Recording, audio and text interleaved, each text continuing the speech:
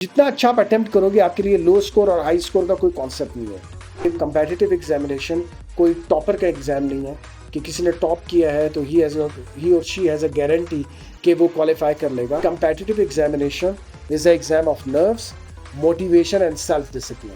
Keep your momentum active. Okay, this is something very important. आपने अगर momentum को नीचे किया ये काम खत्म हो जाएगा। अगर आप चाह रहे हो कि आपका बेहतरीन सब्जेक्ट सिलेक्शन हो, so what you need to do is कि आपको 3 कैटेगरी को चेक करना है। पता ये चलेगा कि बहुत सारे ऐसे कैंडिडेट्स हैं जिन्होंने ऐसे सब्जेक्ट जिसको कंसीडर किया जाता है लो स्कोरिंग है, उसमें भी बहुत हाई स्कोर किया है।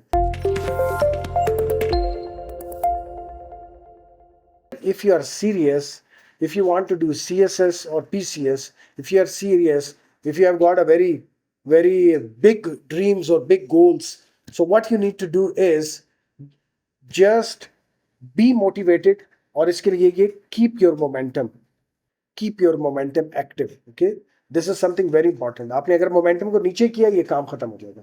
अनफाल में जो सबसे बड़ा एडवांटेज है वो ये कि बैकअप पे आपकी क्लासेस हो रही हैं, मॉक एग्जाम्स हो रहे हैं। आप मॉक एग्जाम दोगे, क्लासेस लोगे, एक क्लास खत्म हो गई, एक सब्जेक्ट खत्म हो गए, दूसरे सब्जेक्ट शुरू हो जाएंगे। आपने अपने अपने सब्जेक्ट्स लेने जो आपके सब्जेक्ट सिलेक्शन के हवाले से काम था। सब्जेक्ट सिलेक्शन के हवाले से मैं कुछ बताना चाहता हूँ, कुछ बहुत अहम है। वो ये कि सब्जेक्ट सिलेक्शन में आपने 3 कैटेगरीज देखनी है। अगर आप चाह रहे हो कि आपका बेहतरीन सब्जेक्ट सिलेक्शन हो, so what you need to do is कि आपको 3 कैटेगरी में को चेक करना है। नंबर 1, आपका बैकग्राउंड क्या है।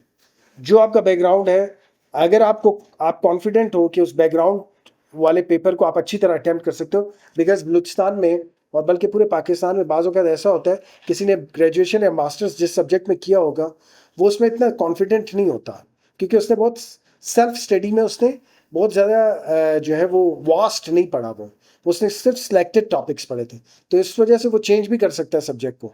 तो पहला पॉइंट ये है कि आपका बैकग्राउंड हो। दूसरा जो इम्पोर्टेंट पॉइंट है वो जो समझना है वो ये है कि आपका इंटरेस्ट उसमें हो। और इंटरेस्ट किन सब्जेक्ट्स में होता है? ज़्यादातर सोशल साइंसेस के सब्जेक्ट्स में होते हैं। So you can opt IR, international relation, international law, public administration. आप जो है ना उसके अलावा पॉलिटिकल साइंस ले सकते हो। ये सारे सब्जेक्ट्स हैं जिसको आपने कंफर्म करना है। उसके अलावा ये है कि अगर किसी बंदे का एप्टीट्यूड है हिस्ट्री के हवाले से, so you can opt history. History में यूरोपियन हिस्ट्री आप ऑप्ट कर सकते हो, US हिस्ट्री ऑप्ट कर सकते हो, इस्लामिक हिस्ट्री ऑप्ट कर सकते हो अगर PCS के हवाले से है। और इसके अलावा इंडो पाक हिस्ट्री ऑप्ट कर सकते हो। जो भी हिस्ट्री आप समझते हो, अगर आपका एप्टीट्यूड है, आपको डेट्स और जो है इवेंट्स याद रहते हैं, तो अगर आप वो बेहतर तरीके से अटेम्प्ट कर सकते हो तो आप वो रख सकते हो। तीसरा इंपॉर्टेंट जो पॉइंट है, पहला तो मैंने बताया था आपका बैकग्राउंड, दूसरा मैंने बताया था पॉइंट सब्जेक्ट सिलेक्शन के हवाले से, वो है आपका इंटरेस्ट, कि आपका इंटरेस्ट के सब्जेक्ट में। तीसरा आपको ट्रेंड देखना पड़ता है, वो हम आपको बताएंगे कि भाई ट्रेंड क्या चल रहा है। बेसिकली ट्रेंड जो है वो वेरी करता है ईयर टू ईयर। किसी साल कोई पेपर ज़्यादा अच्छा स्कोर कर रहा होता है, किसी साल कम। लेकिन मैं इसको इतना ज़्यादा नहीं मानता। मैं क्या मानता हूँ, मैं ये कहता हूँ कि अगर बहुत अच्छा पेपर अटेम्प्ट किया हो तो बंदे को अच्छे स्कोर आता ही है। उसमें लो स्कोर और हाई स्कोर का कोई कॉन्सेप्ट नहीं। हमारे यहाँ ऐसी बहुत सारी एग्जाम्पल हैं। आप ये CSS के रिव्यूज़ देख लो, और इसकी जो FPSC और BPSC की जो इनकी जो पॉलिसीज़ आती हैं जिसमें ये बताते भी हैं, और इनकी एक एनुअल रिपोर्ट भी आती है जिसमें पता चलता है। उसमें आप अगर देखो, बिकॉज हम उसको गौर से पढ़ते हैं, पता ये चलेगा कि बहुत सारे ऐसे कैंडिडेट्स हैं जिन्होंने ऐसे सब्जेक्ट जिसको कंसीडर किया जाता है लो स्कोरिंग है, उसमें भी बहुत हाई स्कोर किया है। तो इन्होंने कैसे कर लिया? अगर एक स्टूडेंट ने, एक कैंडिडेट में ने भी पूरे पाकिस्तान में किसी सब्जेक्ट में स्कोर किया है हाई, तो इसका मतलब है कि हाई स्कोर करने की गुंजाइश मौजूद है, लेकिन कैंडिडेट उसको अच्छी तरह अटेम्प्ट नहीं करता।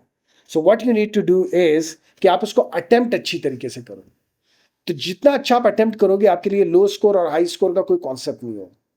तो मैं ये समझता हूँ कि अगर आपने किसी पेपर को अच्छी तरह अटेम्प्ट किया, आपके नर्व्स कंट्रोल रहे, और आपने एग्जामिनेशन पॉइंट ऑफ व्यू से और एग्जामिनेशन कंडीशन में अपने को बेहतरीन तरीके से एग्जीक्यूट किया अपनी एबिलिटीज़ को, so then you have got a lot of chance that you can qualify. This is what our experience. जितने लोगों को क्वालिफाई करवाया यहाँ से, और जितनों की काउंसलिंग की है, मैं आपको अपना एक्सपीरियंस ये बता देता हूँ कि कंपेटिटिव एग्जामिनेशन कोई टॉपर का एग्ज़ाम नहीं है, कि किसी ने टॉप किया है तो ही और शी हैज़ अ गारंटी कि वो क्वालिफाई कर लेगा।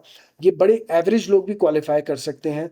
वजह क्या है? वो कंसिस्टेंसी के साथ काम करते हैं और इसके अलावा उनकी मोटिवेशन लेवल बहुत हाई रहती है और वो कभी भी हिम्मत नहीं हारते। अगर कोई पेपर देते हैं, खुदा न खास्ता फेल हो जाते हैं, फिर दूसरे पेपर की तैयारी करते हैं, फिर दोबारा एग्जाम देते हैं, फिर फेल हो जाते हैं किसी और जगह।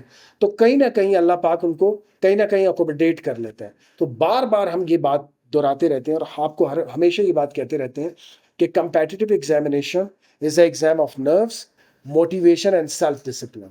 मोटिवेशन रहेगी, सेल्फ डिसिप्लिन रहेगी, आप बेहतरीन तरीके से कर लोगे।